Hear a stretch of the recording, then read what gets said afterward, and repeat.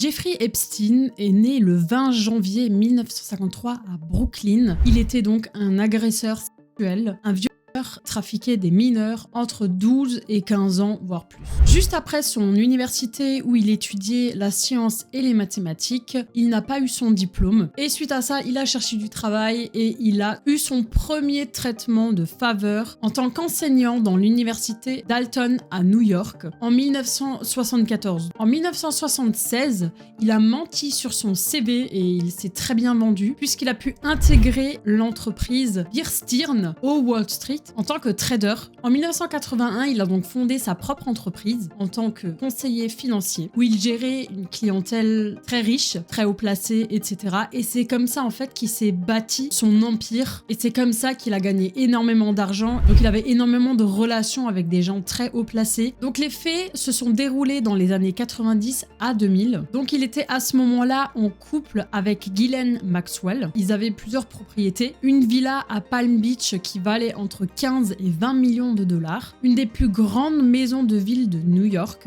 un vaste appartement à Paris, une île privée dans les Caraïbes que Jeffrey Epstein a surnommé Little St. James, un ranch énorme au Nouveau-Mexique, un hélicoptère et 2 avions privés. Il faut savoir que dans les environs de 1996, Jeffrey Epstein et Ghislaine Maxwell ont commencé à attirer des jeunes filles qui avaient des problèmes d'argent, qui manquaient de quelque chose, que ce soit au niveau juste de le fait de manger, payer son loyer, payer ses études. Voilà, il leur proposait si tu veux, tu viens travailler pour moi et je te donnerai de l'argent, d'aller faire tes études même à l'étranger. Il allait tout leur payer. Et en fait, il visait souvent les filles du quartier de West Palm Beach. C'était un quartier pauvre et donc les jeunes filles avaient toujours besoin d'argent. C'est là où il y avait sa cible. Et il cherchait également du coup des filles qui avaient déjà subi des abus sexuels parce que déjà mentalement elles étaient fragiles, elles avaient plus grand chose à perdre et ça Jeffrey le savait très bien. Vers 2005, ils ont changé de stratégie. Ils ont dit voilà, tu viens faire un massage et on te donnera 200 € pour 1 heure de massage. Sauf que une fois qu'elles arrivaient sur place, certes, pendant un petit moment, d'abord c'était massage, sauf que ensuite Jeffrey leur a demandé, comme dit, elles avaient entre 12 ans et 15 ans, de se mettre complètement nues et juste après, agression sexuelle.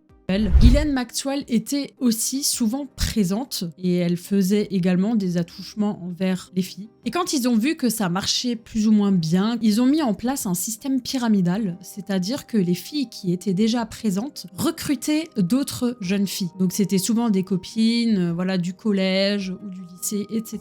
Pour chaque nouvelle fille recrutée, Jeffrey ou Ghislaine donnaient 200 € de plus. Et à force, il y avait un moment donné où par mois, elle ramenait 4, 5, 6 filles. Et du coup, cette fille-là qui a recruté autant n'était plus obligée de subir les viols de Jeffrey puisqu'elle ramenait assez de filles pour que Jeffrey puisse se faire plaisir. Jeffrey était un énorme manipulateur parce qu'il jouait sur les sentiments des jeunes filles. Il se faisait passer comme leur ami. Il leur demandait comment ça va, ta famille va bien, t'as besoin de quelque chose, pour leur donner le sentiment qu'elles étaient importantes. Et par la suite, Jeffrey va prêter certaines filles qui étaient là depuis un moment puisque oui, il y a des filles qui sont restées plus de 5 ans avec Jeffrey. Et elles vont être prêtées à d'autres célébrités, comme par exemple le prince Andrew, qui a eu plusieurs filles de Jeffrey et a abusé sexuellement à plusieurs reprises. Par exemple, Virginia Roberts, qui est une des accusatrices principales de cette affaire Epstein, mais on va y venir un peu plus tard. À partir des années 2000, les jeunes filles ont commencé à se révolter et à porter plainte contre Jeffrey et Ghislaine Maxwell. Donc les plaintes ont été déposées à la police de Floride et cette histoire un petit peu s'est fait savoir. Et en fait, Jeffrey a appris qui du coup a porté plainte contre lui et il a engagé des détectives privés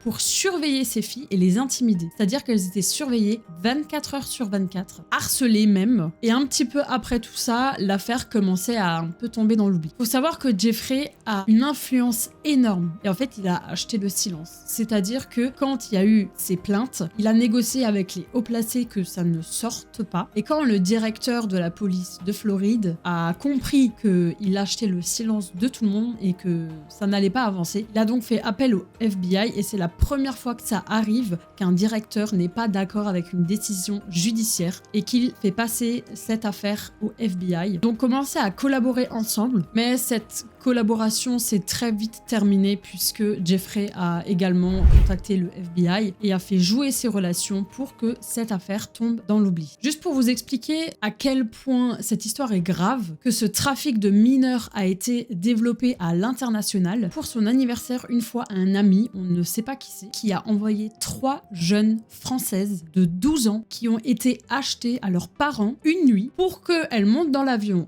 aille chez Jeffrey Epstein à Palm Beach pour qu'il puisse se faire plaisir avec ses 3 petites filles de 12 ans. Et puis le lendemain, elles étaient de nouveau renvoyées. Maintenant, on va parler un petit peu de l'île de Jeffrey. Cette île a été surnommée par les survivantes, les victimes donc de Jeffrey, l'île de l'orgie, parce que c'est clairement ce qui se passait là-bas. Et il y avait donc des filles entre 14 et 22 ans qui subissaient des abus quotidiennement. Toute l'île était sous vidéosurveillance, donc quand une fille voulait s'échapper et plonger à la mer, même pas 5 minutes après, Jeffrey allait les récupérer parce qu'il savait exactement où elles étaient. Et ce qui se passait sur cette île, c'est encore plus grave, puisque l'île, elle est complètement éloignée de tout. Il n'y a personne à part lui. Donc il avait une liberté de faire ce qu'il voulait. Donc les personnes qui ont été vues ou qu'il existe des preuves qu'ils ont visité cette île, on y retrouve donc Bill Clinton. Il l'a nié pendant très longtemps. On peut trouver une liste des check-in à l'aéroport du jet privé de Jeffrey Epstein, où on peut clairement voir qu'il a à plusieurs reprises rendu visite à Jeffrey sur cette île. On retrouve également le prince Andrew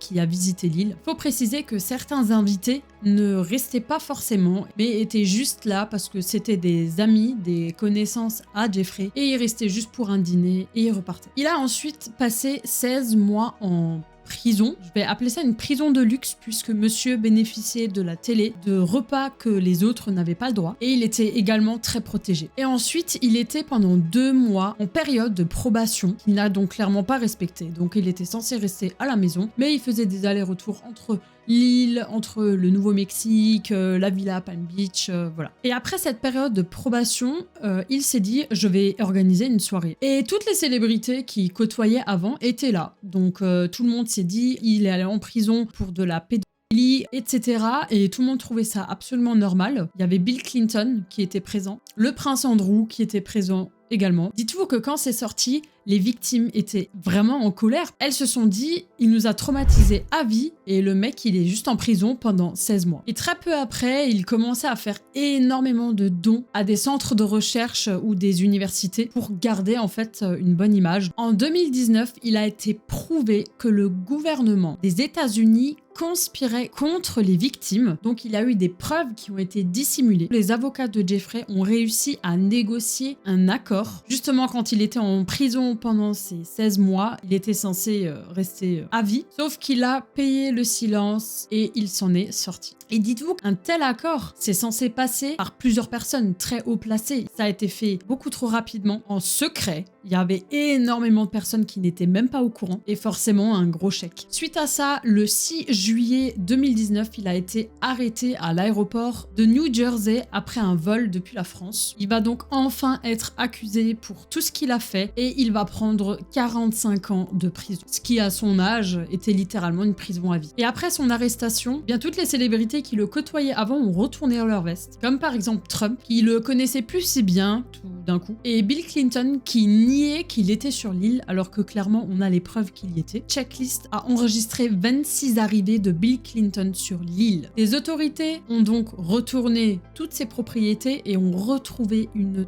tonne de photos dont certaines filles qui avaient 12 ans. Et à peu près 1 mois après son arrestation, donc le 10 août 2019, il a été retrouvé pendu dans sa cellule avant d'être jugé. Donc ça, pour les victimes, ça a été un énorme choc parce qu'ils n'auront jamais réellement la justice qu'elles méritent puisqu'il va jamais purger sa peine. Beaucoup de personnes pensent que ce n'était pas un suicide et ils pensent que clairement il a été assassiné parce qu'il faut savoir que toutes ses propriétés étaient sous vidéosurveillance 24 heures sur 24, il n'y avait pas juste l'île. Donc il avait des preuves que certaines célébrités abusaient sexuellement de jeunes qui avaient moins de 17 ans. Il y a énormément d'hypothèses. Il a été assassiné parce qu'il avait ses preuves en sa possession. Il aurait pu faire tomber beaucoup de gens très haut placés. À savoir aussi qu'il avait une fois montré à une de ses victimes une salle dans sa maison à New York, spéciale avec que des écrans. Et en fait, c'est là où elle voyait toutes les caméras cachées qui montraient sur des toilettes, des salles de bain, des chambres. Tout était enregistré. Et c'est à ce moment-là qu'il lui avait dit « Personne ne peut quelque chose contre lui et qu'il allait toujours s'en sortir. » Et il s'en vantait énormément. Le frère de Jeffrey Epstein a, après sa mort, déclaré que ce n'était absolument pas dans ses habitudes de se suicider. Il a donc demandé une deuxième autopsie beaucoup plus poussée avec beaucoup plus de détails. Et ils ont découvert des fractures au niveau du cou. Donc c'est l'os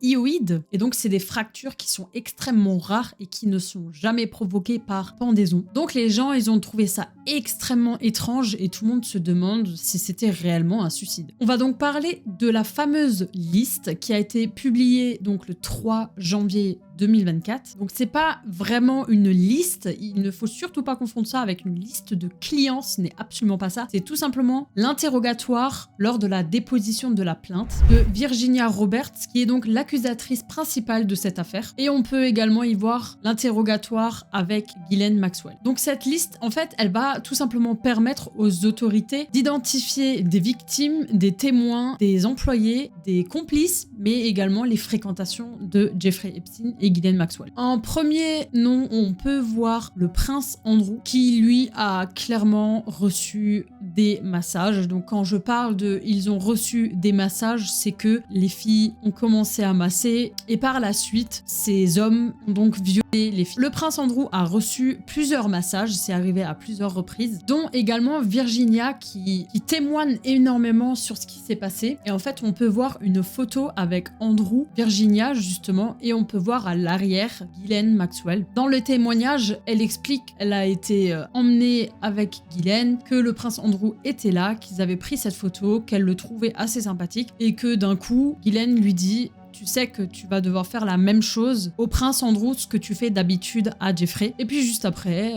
il a donc violé Virginia. En 2019, quand il y a eu l'arrestation du coup de Jeffrey, forcément cette histoire est sortie, les témoignages, etc. Et tout le monde savait que le prince Andrew avait été coupable, enfin pensé. Et il a donc donné un interview pour justement pouvoir se justifier qu'il s'est plus foutu dans la merde qu'autre chose. Et la journaliste en face lui a donc montré cette photo et il lui a dit « Est-ce que vous pouvez m'expliquer cette photo ?» On le voit avec Virginia donc. Et en plus dans une posture malsaine, enfin ça se voit qu'il y a beaucoup trop de proximité. Et puis par hasard, il n'arrive pas à l'expliquer et il dit, je cite, « Je n'ai aucun souvenir de cette photo. » Voilà, donc le mec s'est encore plus foutu dans la merde. Et là, dites-vous que quand c'est sorti, le 3 janvier, on voit des extraits littéralement où la question est posée si la jeune fille a eu des rapports sexuels avec le prince Andrew. Elle répond oui. Et suite à ça, la police britannique va s'exprimer. Et je vais vous lire un extrait de l'article de Fox News où ils disent « Nous sommes au courant de la publication de documents judiciaires concernant Jeffrey Epstein. Comme pour toute question, si des informations nouvelles et pertinentes étaient portées à notre attention, nous les évaluerons. » Non mais vous imaginez le truc? C'est un interrogatoire. Il y a littéralement écrit noir sur blanc qu'elle a été violée, le prince Andrew, et il trouve que c'est une information pas pertinente. Tout ce que j'ai à dire, c'est que c'est une énorme histoire de soit pognon, soit d'image. Parce que là, on touche à l'image de l'Angleterre qui est aussi royale. Bill Clinton a également été mentionné dans cet interrogatoire. Il n'a pas reçu de massage. Mais il y a une phrase qui pose problème, qu'il aimait les jeunes en parlant des filles. Donc ça pose problème. Et toutes les autres informations sont extrêmement floues. Donc on n'en sait pas plus, mis à part la liste des check-in à l'aéroport, qu'il était sur l'île. Jean-Luc Brunel a clairement reçu des massages. Il a donc été arrêté en 2020 pour viol sur mineur de plus de 15 ans, harcèlement sexuel, et il a été retrouvé pendu en février 2020. Très bizarre. Donald Trump, qui est cité, n'a pas eu de massage. Lui, il était juste ami avec Jeffrey Epstein. Michael Jackson est venu à Palm Beach en Floride, mais il n'a pas reçu de massage. Marvin Minsky a reçu des massages, c'est un scientifique américain. Et Glenn Dubin a aussi reçu des massages et c'est un financier américain. Et Bill Gates, dans tout ça, n'est pas mentionné. J'ai extrêmement décortiqué toute l'enquête, il n'est pas mentionné, je ne l'ai pas trouvé. Donc on peut très bien voir que Donald Trump et Jeffrey Epstein étaient quand même amis, puisque Donald Trump parle quand même en bien ici de Jeffrey. Il dit que voilà, il connaît Jeffrey depuis 15 ans, et un peu plus bas, il aime les femmes belles comme lui, et surtout quand elles sont jeunes. Là voilà, on a deux présidents qui posent vraiment énormément de problèmes dans leurs propos. Et je vous avais dit avant que tout d'un coup, plus personne connaissait Jeffrey, voilà, là il n'y a plus rien. Alors que là, il a dit mot pour mot que voilà, ils se connaissaient depuis 15 ans. Et ce qui est aussi intéressant à dire, c'est que en fait, dans cet interrogatoire, il y a encore des noms qui sont supprimés. On ne les voit pas. Donc il y a clairement une question qui est posée. Est-ce que Ghislaine Maxwell vous a ordonné de faire un massage? Le nom qui est supprimé. La victime dit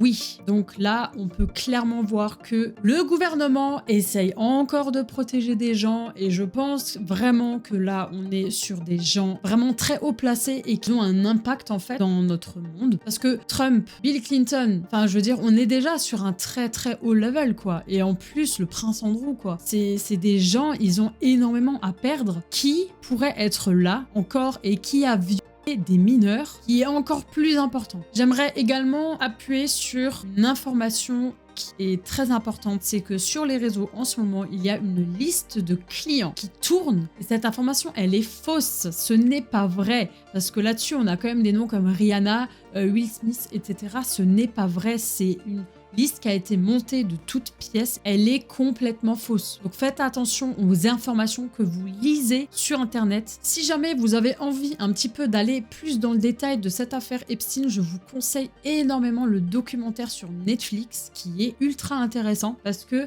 on voit énormément de témoignages, de détails sur l'aspect juridique, les magouilles qu'il y a eu. Moi, je pense, j'ai juste une seule chose à dire, c'est que toutes les personnes qui savaient, étaient au courant et qui n'ont pas essayé de dénoncer Jeffrey, ils devraient tous payer. Que ce soit des célébrités, que ce soit des personnes, parce que forcément, Jeffrey a eu énormément de personnel. Bref, dites-moi en commentaire ce que vous en pensez de tout ça, de toutes ces informations qui sont publiques et que on a déjà depuis un bon petit moment. Si la vidéo, elle vous a plu, n'hésitez pas à vous abonner et à lâcher un pouce bleu. A plus, c'était Soka, ciao ciao.